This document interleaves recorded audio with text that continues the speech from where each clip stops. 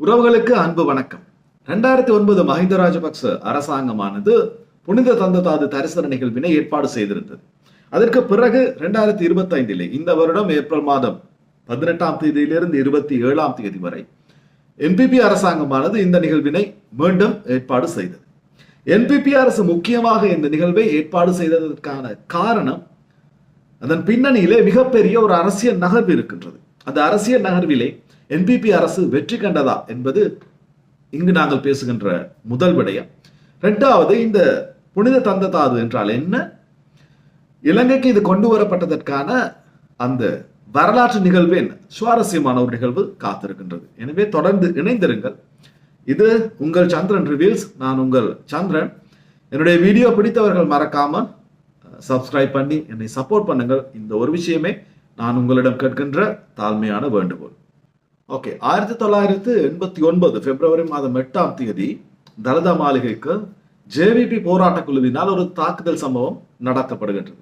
அதாவது தற்பொழுது என்பிபி அரசாக இருக்கின்ற அப்போது ஜேவிபி போராட்ட குழுவாக இருந்த அந்த இளைஞர் குழுவினால் தலதா மாளிகை, அதாவது புனித தந்ததாது வைக்கப்பட்டிருக்கின்ற அந்த இடத்துக்கு தாக்குதல் நடத்தப்படுகின்றது. அதில் 2 கொல்லப்படுகின்றனர், 5 வரை காயமுறுகின்றனர். இந்த சம்பவமானது இவர்களது, அதாவது போராட்ட வாழ்க்கையிலாக இருக்கட்டும் அல்லது அதற்கு பின்னர் இவர்கள் ஜனநாயக ரீதியிலே அரசியலுக்குள் நுழைந்த பின்னராக இருக்கட்டும், ஒரு கரைபடிந்த ஒரு நிகழ்வாகவே பார்க்கப்பட்டது. இந்த ஒரு நிகழ்வை பின்னணியாக கொண்டே எதிர்கட்சிகள் இந்த என்பிபி கட்சி மீது விமர்சனத்தை அடுக்கிக் கொண்டே இருந்தார்கள். உதாரணமாக, இந்த தேர்தலின் முன்னர் கூட இந்த ஒரு சம்பவத்தை குறித்து காட்டி, மத நம்பிக்கையற்ற ஒரு தலைவரினால் எவ்வாறு பௌத்த விழுமியங்களை காக்க முடியும், எவ்வாறு பௌத்த மதத்திற்கான முன்னுரிமையை வழங்க முடியும், அவர் எவ்வாறு ஒரு பௌத்த நாட்டின் தலைவராக இருப்பார் என்ற விமர்சனங்கள் அடுக்கப்பட்டது. ஆகவே இந்த அனுரகுமார திசாநாயக்க ஜனாதிபதி அவர்களுக்கும் என்பிபி அரசாங்கத்திற்கும் அவர்களுடைய அரசியலை தக்க வைத்துக் கொள்வதென்றால் இந்த ஒரு கரையை அல்லது களங்கத்தை இல்லாமாக்க வேண்டிய ஒரு தேவை காணப்பட்டது. அந்த ஒரு செயல்பாடாகத்தான் இந்த புனித தந்ததாது தரிசனமானது ஏற்பாடு செய்யப்பட்டது என்பது ஒரு அரசியல் பின்னணி. இந்த அரசியல் பின்னணியில் இவர்கள் சாதித்தார்களா இல்லையா என்பது இனி வரும் நிமிடங்களில் பேசலாம். அதற்கு முன்னர் புனித தந்ததாது என்றால் என்ன, இது இலங்கைக்கு கொண்டு வரப்பட்ட வரலாறு என்ன என்பதை பற்றி கொஞ்சம் சுருக்கமாக பேசுவோம். அதாவது, புத்த பெருமான் பரிநிர்வாணம் அடைந்த பிறகு கிடைத்த அவரது வேட்டை பல்லைத்தான் இப்பொழுது கண்டி தலதா மாளிகையில் புனித சின்னமாக பௌத்தர்கள் வைத்து பாதுகாக்கின்றார்கள். இதை தரிசிக்கும் போது அல்லது இதை காண்கின்ற போது புத்த பகவானை நேரிலே பார்த்தது போன்ற ஒரு அனுபவத்தினை பெறலாம் என்பது இலங்கை பௌத்த மக்களது நம்பிக்கை. இந்த ஒரு விஷயத்திற்காகத்தான் இந்த தந்ததாது தரிசனமானது இங்கே முக்கியத்துவம் பெறுகின்றது.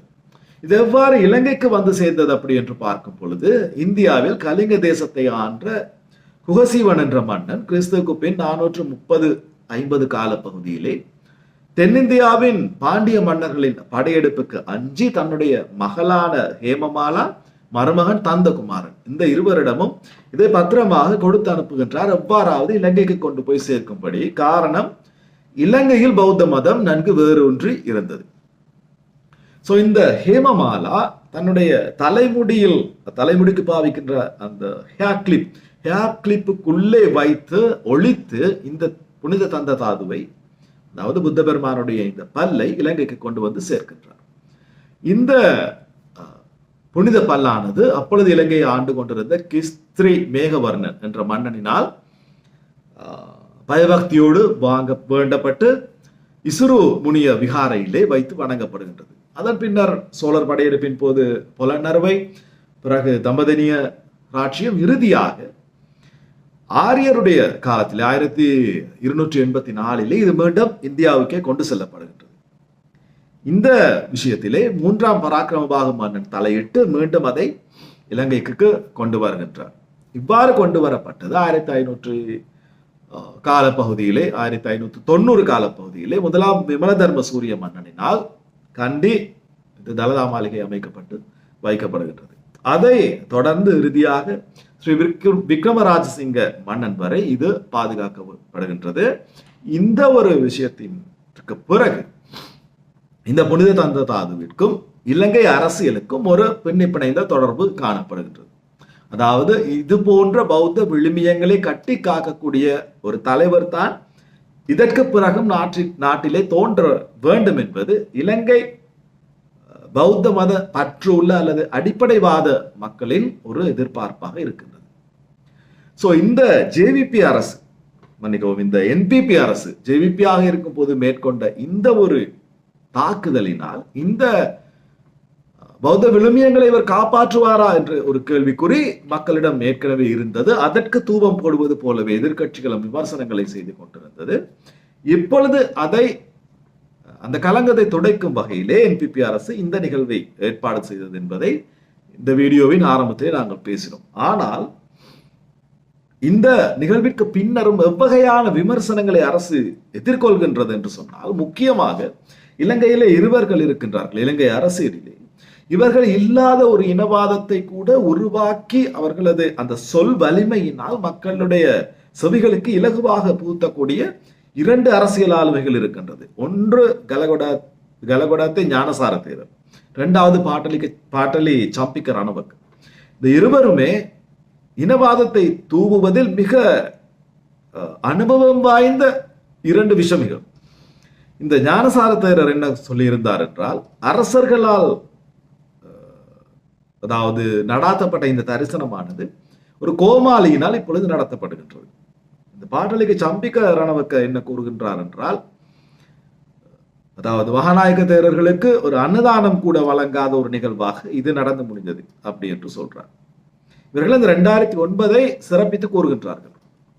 ஆனால் தெரிந்தவர்களுக்கு தெரியும், 2009 மஹிந்த ராஜபக்ச அரசாங்கம் இதை ஏற்பாடு செய்து அந்த குறிப்பிட்ட நாட்கள் முடியும் முன்னரே 2 நாட்களுக்கு முன்னதாகவே இந்த நிகழ்வை நிறுத்தி இருந்தது. காரணம், அவர்களால் அதை கண்ட்ரோல் செய்ய முடியாமல் போனது. லட்சக்கணக்கான மக்கள் அந்த ஒரு இடத்திலே குவியும் பொழுது சில பிரச்சனைகள் வரலாம். ஆனால் இதிலே மிக மிக சிறப்பித்து கூறக்கூடிய ஒரு விஷயம் இந்த முறை நடந்தது. இதுதான் இந்த அரசுக்கு மக்கள் வழங்குகின்ற அந்த ஒத்துழைப்போ தெரியவில்லை, அல்லது அந்த ஒற்றுமையின் மக்கள் பால் இருக்கின்ற மக்களுடைய மனதிலே இருக்கிற ஒற்றுமையின் வெளிப்பாடு தெரியவில்லை.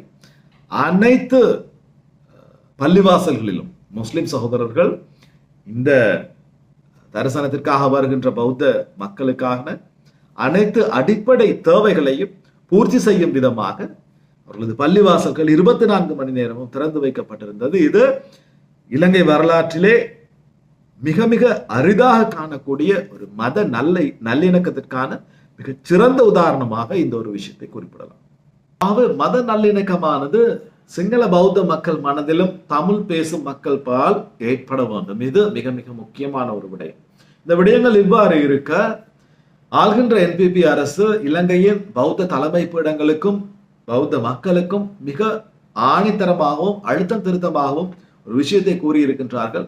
நாங்களும் இந்த பௌத்த மத கோட்பாட்டை முன்னுரிமையை கடைபிடிக்கின்ற ஒரு ஆட்சியை தான் செய்து வருகின்றோம் என்ற ஒரு விடயத்தை சொல்லாமல் சொல்லி இருக்கின்றார்கள். அவர்களுக்கு புரியும்படியாக சொல்லி இருக்கின்றார்கள். காரணம், இந்த பௌத்த மத கோட்பாட்டிற்குள் இந்த கட்சி இல்லை என்ற விமர்சனம் இவர்களுக்கு ஏராளமாக இருந்தது தேர்தலுக்கு முன்னர். இப்பொழுது அதற்கான சரியான சந்தர்ப்பத்தை இவர்கள் ஏற்படுத்தி அதை இந்த பௌத்த தலைமை பீடங்களுக்கும் மக்களுக்கும் கூறியிருக்கின்றார்கள். இது இவர்களுடைய எதிர்கால அரசியலின் ஸ்திரத்தன்மைக்கு மிகச்சிறந்த ஒரு நகர்வாக பார்க்கப்பட்ட போதிலும், இந்த ஒரு விடயத்தினால் எதிர்காலத்திலே தமிழ் மொழி பேசும் சமூகமோ அல்லது பிற சமய சமூகங்களோ பாதிப்புறும் எந்த ஒரு விடயமும் ஏற்பட்டுவிடக் கூடாது. இதுதான் மிக மிக முக்கியம். காரணம் என்றால், இந்த மதவாத அரசியலினால் இலங்கைக்குள் ஏற்பட்ட குழப்பங்கள் நிறைய இருக்கின்றன. இந்த விடயங்களை தவிர்த்து என்றுமே என்பிபி மக்களோடு மக்களாக நின்று மக்களுக்காக ஆட்சி புரியும் ஒரு அரசாங்கமாக எதிர்காலத்திலும் இருக்கும் என்ற ஒரு நம்பிக்கையோடு விடைபெறுகின்றேன். விடைபெறும் நான் என்றும் உங்களில் ஒருவன் சந்திரன். வணக்கம்.